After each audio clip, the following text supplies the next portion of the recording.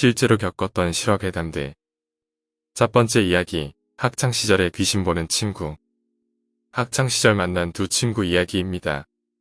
고등학생 때 지역의 중간쯤 되는 남고를 다녔었습니다. 땡땡이 돌리듯이 가는 게 아니라 중학교 때 성적으로 고등학교에 갔기 때문에 학교마다 성적상 고만고만한 애들이 모였죠. 어느 날 친구랑 복도를 지나가는데 다른 반에 뭐 재밌는 거 없나 하고 보면서 가던 중이었습니다. 저희 반보다 앞쪽 반 아이였는데 야자 쉬는 시간에 잠을 자는데 희한하게 자더라고요. 보통 자면 두 팔을 책상 위로 올려서 고개를 돌리고 엎드려 잔다던지 이마를 대고 잔다던지 이게 보통이었죠. 근데 이 친구는 책상을 가슴에 바짝 붙이고 얼굴에 교과서를 바짝 덮고 자는 겁니다. 신기해서 옆에 친구한테 쟤는 왜 저러고 자냐고 물어보니 친구가 귀신 보는 놈이다라고 대답하더군요. 평소에 호기심은 있었는데 직접 본 적은 없으니 궁금해서 친구에게 이것저것 물어봤습니다.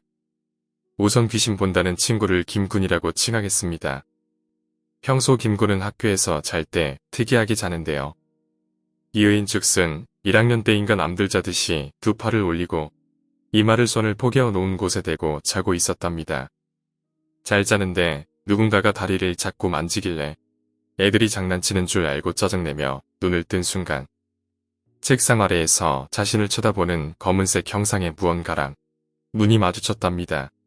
그 형상의 웃는 모습에 기겁해서 소리를 지르며 뒤집어졌는데 그 사건 이후로 절대로 책상과 가슴 사이에 공간을 안 주고 잘 때 책으로 얼굴을 바짝 덮어서 귀신을 보지 않기 위해 애쓴다 하더군요.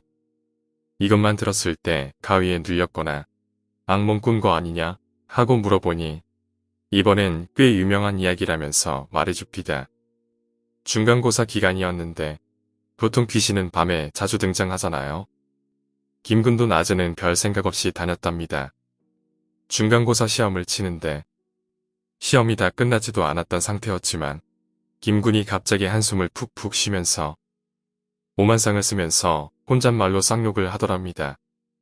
이를 기이하게 여긴 반 친구가 시험이 끝나고 왜 시험 치다가 짜증냈냐고 물으니 시험을 치고 있는데 시야 끝에 뭐가 팔랑팔랑 하면서 걸리더랍니다.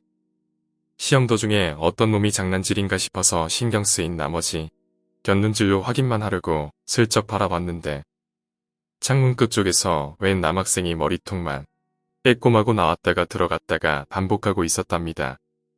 처음엔 시험을 다 친 녀석이 옆반에서 장난을 치는 줄 알고 어이없었는데 생각해보니 시험은 방금 시작했고 여긴 3층이고 순간적으로 귀신이구나라고 깨달았답니다.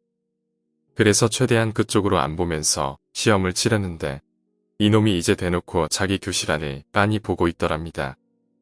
그래서 쌍욕을 하면서 억지로 시험을 마쳤다고 하더군요. 누가 장난을 친 것일 수도 있어서 옆반에 가서 창문 밖으로 보니 혼자서 머리통만 내밀기에 창문 사이의 거리도 꽤 길었죠. 이때 대낮에도 볼 수 있구나 라고 생각한 김군은 낮은데도 보면 놀라지 않기 위해 항상 마음의 준비를 하고 다닌다더군요.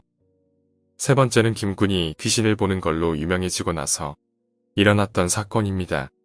김군은 집이 시외에 있었기 때문에 기숙사에서 생활하고 주말에 가끔 집에 내려가곤 했는데요.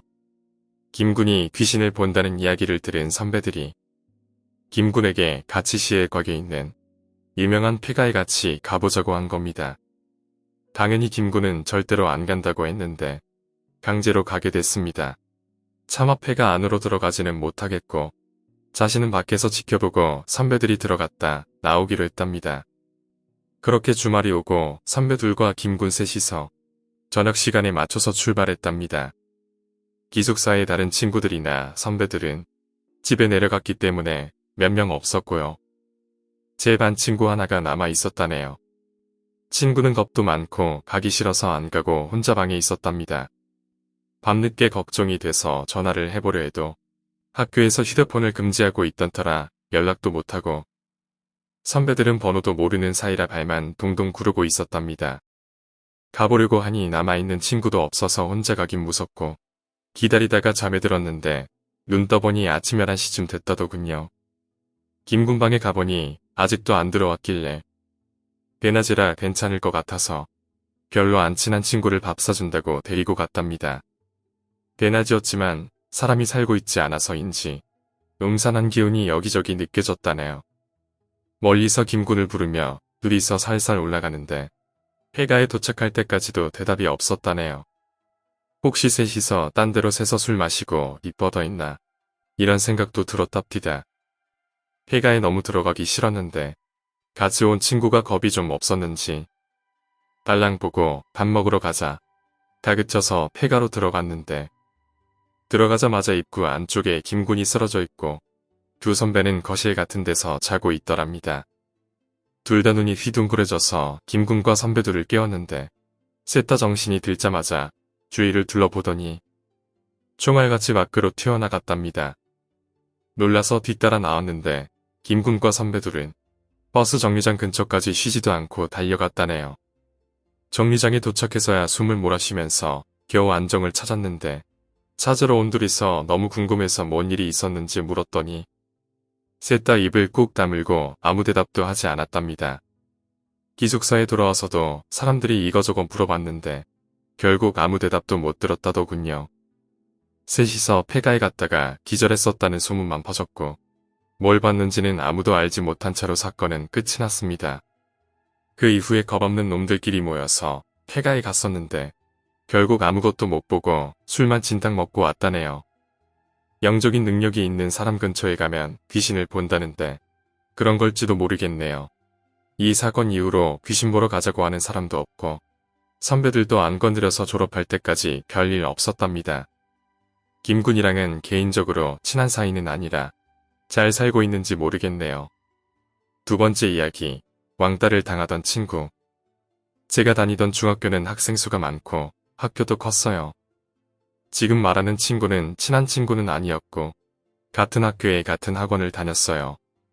학교에서는 본 적도 별로 없었고 학원에서 봐도 그냥 겉도는 아이 정도라고 생각했었어요. 학원에도 사람이 많아서 그냥 낯을 가리나 보다 정도. 아예 친구가 없는 것도 아니었고 저랑도 몇 번 말해본 적 있었거든요. 그리고 저랑 좀 친했던 애랑 같이 다녀서 친구는 있는데 왜 왕따지? 라고 생각했었네요. 중학교 3학년 여름방학 때였나 그 애가 자살했대요. 그것도 고층 아파트에서 뛰어내렸는데 직사한 게 아니라 전신이 골절되고 며칠 동안 혼수 상태로 있다가 하늘나라에 갔다고 들었어요. 그때 그 아이 친구들이랑 그 애가 싸웠다고 들었는데 그것 때문에 스트레스로 인해서 자살했다고 그냥 그렇게 생각하고 넘어갔었어요. 학기 중이 아니었어서 학교에서도 그냥 쉬쉬하고 계약했을 땐 그런 일이 있었어? 하고 넘어갔던 거죠. 그리고 1년 정도 뒤에 같은 학교였는데 전학 갔던 애를 만날 기회가 있었어요. 그냥저냥 아는 사이여서 만나서 인사하고 같이 밥 먹었나? 그랬는데 그 애가 좀 노는 애였거든요. 그리고 피아노 치는 애여서 그냥 얌전하게 생겼었어요. 그렇게 얌전하게 생긴 애가 밥 먹다가 웃으면서 그 왕따 당하던 애 죽었다며 이러길래 제 친구가 대답했죠. 응, 자살했대. 근데 학교에서 아무 얘기도 안 한다. 이런 식으로 얘기했더니 나 걔 엄청 괴롭혔었잖아. 내가 걔 화장실 가면 칸에 가둬놓고 물 엄청 뿌렸어. 물 젖어서 울면 싸대기 때리고 놀고 그랬었잖아. 그거 걔 몰랐지? 사람이 죽었는데 그냥 모르는 사람이 죽은 것도 아니고 자기가 괴롭히던 같은 학교 친구가 죽었는데 사람도 많고 건물도 아예 달랐어서 그렇게 심하게 왕따 당한 줄 몰랐었거든요. 거기다 그 여자애가 좀 목소리도 허스키하고 깡다구 있게 생겼어서 상상도 못했었어요. 제 친구도 저도 그 얘기 듣고 그냥 아무 말도 못했어요. 내 친구가 내 옆에서 사람을 자살로 내몰 정도로 괴롭혔는데 우린 몰랐던 거예요. 방관자가 된 기분이었고 이제 와서 도와줄 수도 없는. 몇 년이나 지났는데 그때 일이 가끔 생각나요. 실제로 가해자가 웃으면서 괴롭힌 걸 얘기하는 거 보면 제 친구가 아니어도 속이 뒤집어져요. 뉴스 같은 데 보면 왕따 가해자들이 죄송합니다 하면서 용서를 구하잖아요. 전 그런 거 하나도 안 믿어요. 걔넨 속으로 웃고 있을 거예요. 그때 재밌었는데 앞으로 못해서 아쉽고 지 친구들끼리 그때 그랬었지 하면서 지나가는 우스갯소리밖에 안 되는 걸 아니까. 그리고 그 가해자는 지금도 잘 먹고 잘 살아요. 피아노 치는 애여서 전공도 그쪽으로 나가고 남자친구도 있고 매일 행복한 사진을 SNS에 올려요. 보기 싫어도 볼 거예요. 그리고 볼 때마다 그 애를 생각해서 욕해 줄 거예요. 행복해지지 말라고. 다른 사람의 꽃 같은 목숨을 꺾은 죄. 너도 언젠간 받게 될 거라고. 오늘 이야기는 여기까지입니다. 오늘 이야기가 재미있으셨다면 구독과 좋아요, 댓글 부탁드립니다. 댓글은 저에게 큰 힘이 됩니다. 감사합니다.